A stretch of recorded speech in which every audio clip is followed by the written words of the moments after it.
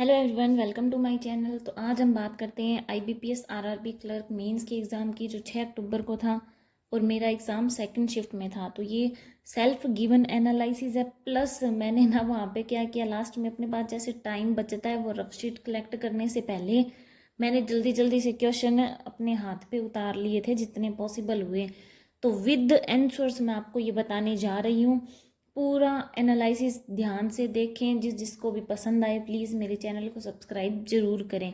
तो चलो करते हैं स्टार्ट रीजनिंग से। रीजनिंग में सबसे पहले ये वाली पजल, इसमें 8 थे।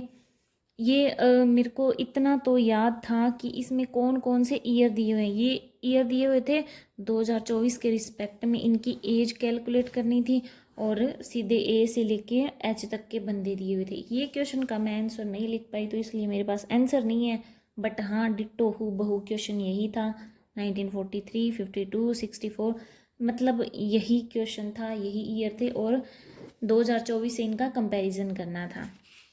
उसके बाद बात करते हैं, एक ये वाली पजल थी जिसके 3 क्वेश्चन मिले थे अपने को, कि इसमें 6 बंदे थे और उनका अलग अलग वेट था। ठीक है, तो ऐसे करके ये मेरा जो बना था वो ये बना था। मतलब ये बिल्कुल सही है। मैंने रीजनिंग में 40 के 40 अटैम्प्ट किए हैं। तो उस जिस हिसाब से मैंने अटैम्प्ट किया, मेरे पास थोड़ा सा टाइम भी बच गया था लास्ट में, तो मैं आपको ये एनालिसिस पूरा सटीक तरीके से बता सकती हूँ। मेरा ये बना था, इसमें दिया हुआ था कि जो सेकंड पर्सन है सबसे ज़्यादा जिसके पास है वो 185 का है, एंड जो तीसरा सबसे कम है वो 165 का है, और जो सबसे ज़्यादा है वो 190 से कम है। ऐसे करके ये क्वेश्चन दिया हुआ था। इसके 3 क्वेश्चन थे, तो आप देख लो ये सीक्वेंस बन रहा था। उसके बाद एक बॉक्स बेस्ड पजल थी। इसमें दिया हुआ था 6 से, मतलब नीचे नीचे वाली मंजिल 1 है, फिर 2 है, फिर 3, 4, 5 है, ऐसे करके, और इनको कोई एक कंट्री पसंद थी। तो इसमें भी मेरा आंसर ये बन रहा था। जहाँ जैसे मैं अपने एग्ज़ाम में करके आई हूँ, मैं आपको वही बता रही हूँ कि मेरा जो पजल है ये बनी थी। R Milan, P Rome, S Venice, Q Luxembourg, T Kyoto और यू पेरिस। तो ये वाला बना था। इसके 5 क्वेश्चन थे। रीजनिंग का पेपर, ओवरऑल पेपर देखे ना तो रीजनिंग का पेपर सबसे इजी वाला था।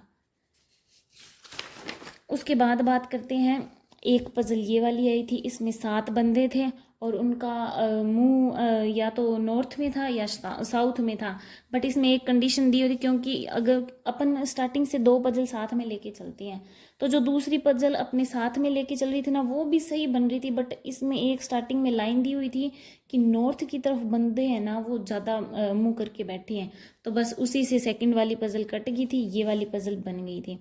इसके भी इजी इजी से क्वेश्चन थे, ये देख लो आप। आपको अगर याद है तो बिल्कुल यही पजल बनी थी वहाँ पर भी, जो मैंने उतार के लेके आई थी। मतलब एक तरीके से चीटिंग ही मान लो। चीटिंग भी क्या, मतलब मैंने किया हुआ था तो मैंने जल्दी जल्दी से हाथ पे उतार लिया और मैं बस ले आई। एक मीनिंगफुल वर्ड बनाना था उसमें ना, ऐसे करके मतलब 5 ऑप्शन थे, उनमें 4 4 वर्ड दिए हुए थे। उनमें से उन्होंने बोला था कि सभी, जैसे ये 1 नंबर है, 2 नंबर, 3 नंबर, 4 और 5, इसमें से फर्स्ट का थर्ड अक्षर, इसका भी थर्ड, इसका भी थर्ड, इसका भी थर्ड, ऐसे करके, ऐसे कौन से, मतलब कौन सी में से अक्षरों का बन रहा है जिससे कोई भी मीनिंगफुल वर्ड नहीं बन रहा है। अगर किसी ने वहाँ पे ऐसा सोचा है कि ये मीनिंगफुल वर्ड वाला क्वेश्चन है तो वो गलत है। उसमें स्पष्ट रूप से यही पूछा हुआ था कि कौन से में मीनिंगफुल वर्ड नहीं बन रहा है किसी भी तरीके से। तो मेरा इसमें ऑप्शन नंबर 1 बना था, क्योंकि 1 में आई थिंक, मतलब मेरे हिसाब से कोई भी वर्ड नहीं बन रहा था, तो इसलिए। उसके बाद चाइनीज़ कोडिंग के क्वेश्चन आए थे। चाइनीज़ कोडिंग तो वैसे भी इजी होती है, जल्दी जल्दी अपन इधर से इधर देख देख के कर लेते हैं, कोई दिक्कत भी नहीं होती। सिलोक्स के क्वेश्चन बिल्कुल सिंपल क्वेश्चन आए थे, कोई भी इसमें बिल्कुल भी घुमा के कुछ भी नहीं दिया हुआ था, नॉर्मल क्वेश्चन थे। डायरेक्शन सेंस भी बिल्कुल ऐसे इजी दिया हुआ था, बिल्कुल भी ऐसा घुमा घुमू के कुछ भी नहीं। 3 क्वेश्चन थे, तीनों अपने आराम से अटेम्प्ट कर पा रहे थे। उसके बाद डेटा सफिशिएंसी के भी 3 क्वेश्चन थे। इसमें से मेरे को याद है, अभी एक में तो 5 फ्लोर बन रहे थे, एक एज वाला क्वेश्चन था एंड एक सर्कल वाला। सर्कल वाले में तो 7 बंदे थे, हाँ मेरे को याद है 7 बंदे थे।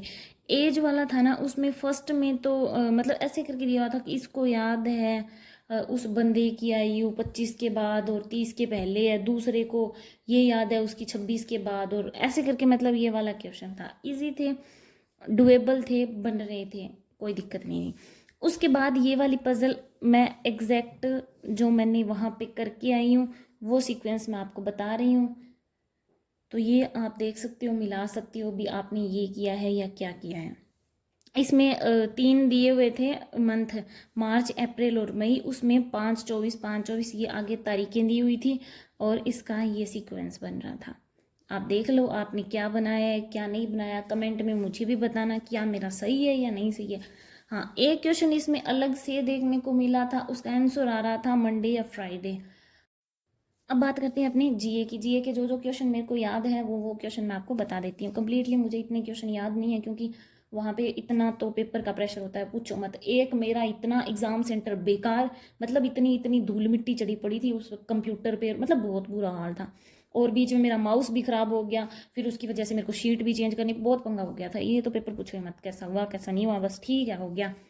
उसके बाद ये की बात करते हैं। एक क्वेश्चन था AIFF में best player of the year award किसको मिला था, ये वाला।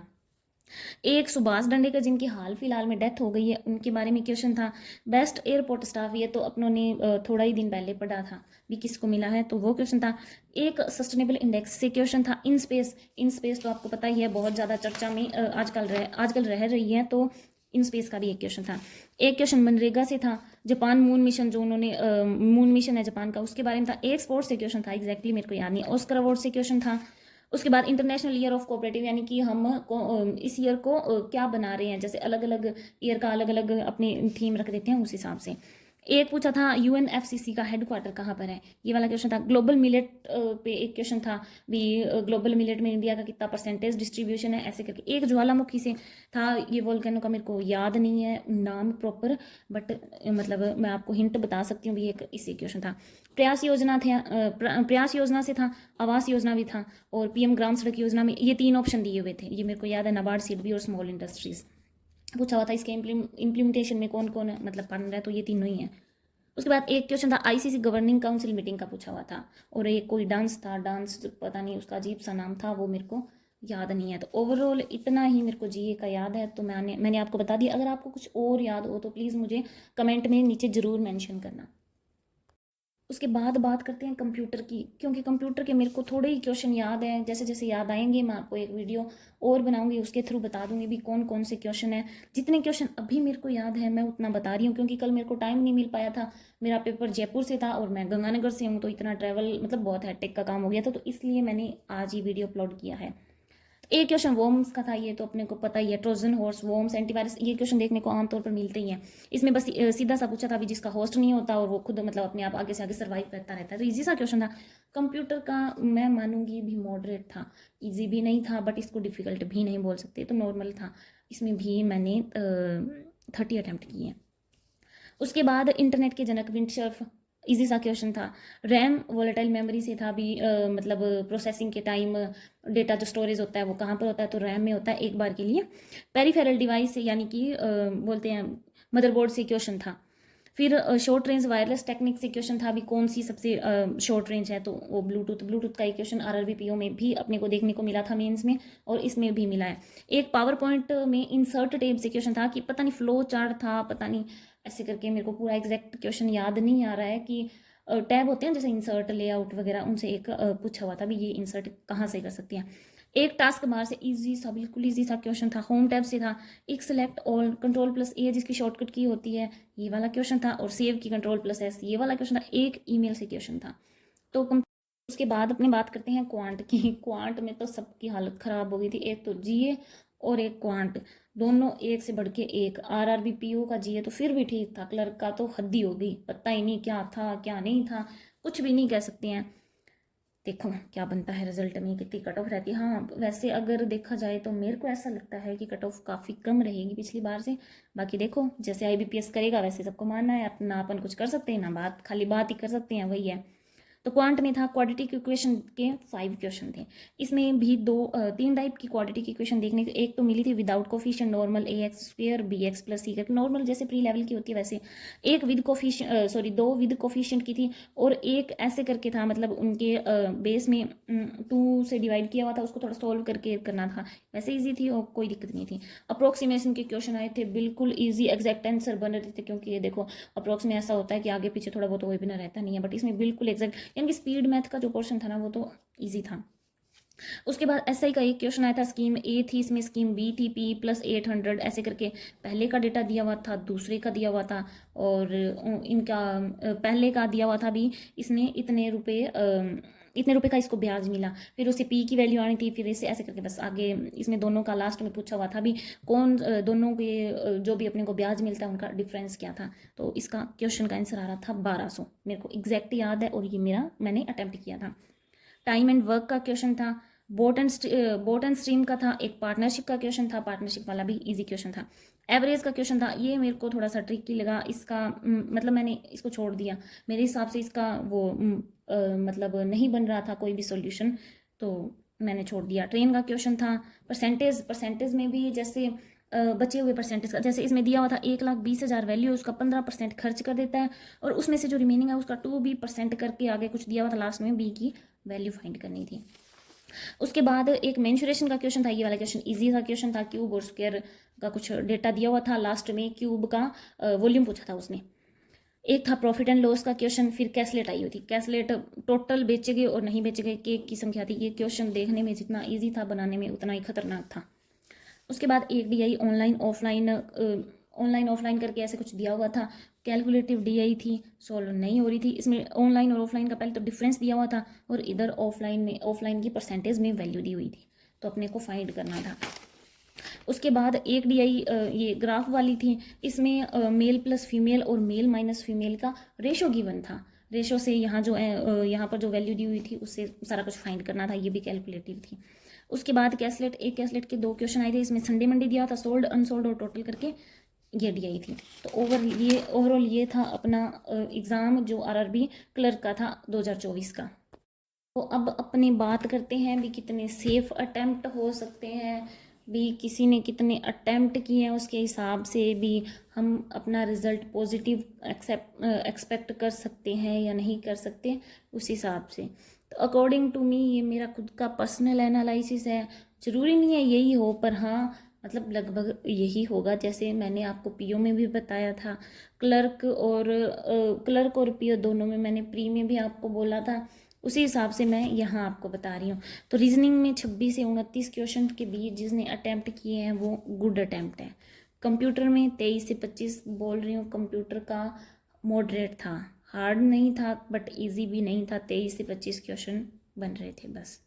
जीके 20 से 22, कईयों ने तो 16-15 भी किए हैं, तो वो भी बोल रहे हैं बट विद एक्यूरेंसी।